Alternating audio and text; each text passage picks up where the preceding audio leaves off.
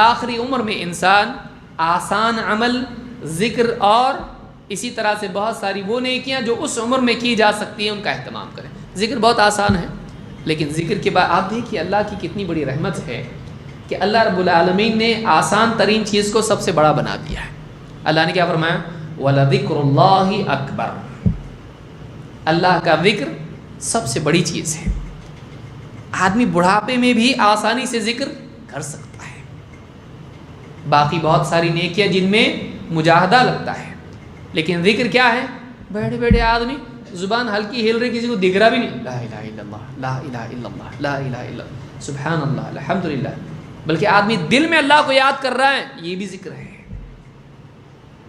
کوئی انرجی نہیں، بیٹھا ہے کونے میں بستر پہ پڑا ہے، ہلنے کی ضرورت نہیں، بولنے کی ضرورت نہیں، دل میں اللہ کو یاد کر رہا ہے، یہ بھی ذکر ہے۔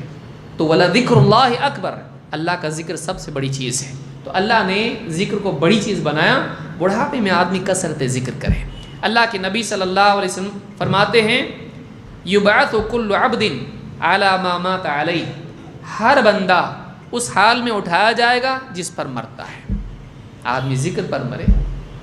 حدیث میں کیا اللہ کے نبی صلی اللہ علیہ وسلم فرماتے ہیں سب سے بہترین عمل یہ ہے کہ تو اس حال میں مرے کہ تیری زبان اللہ کے ذکر سے تر و تازہ ہو۔ ذکر کرنا چاہیے۔ اس حدیث کو امام مسلم نے روایت کیا ہے۔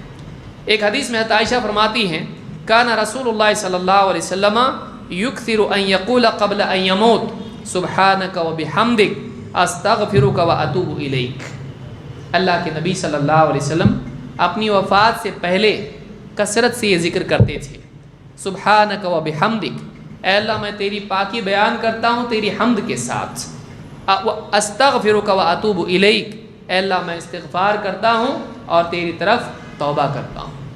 آخری عمر میں اللہ کی تسبیح پاکی بیان کرنا چاہیے، اللہ تعالیٰ کی حمد کرنا چاہیے، اور آخری عمر میں ایک انسان کو اللہ سے توبہ اور استغفار کرنا چاہیے۔ یہ مسلم کی روایت ہے۔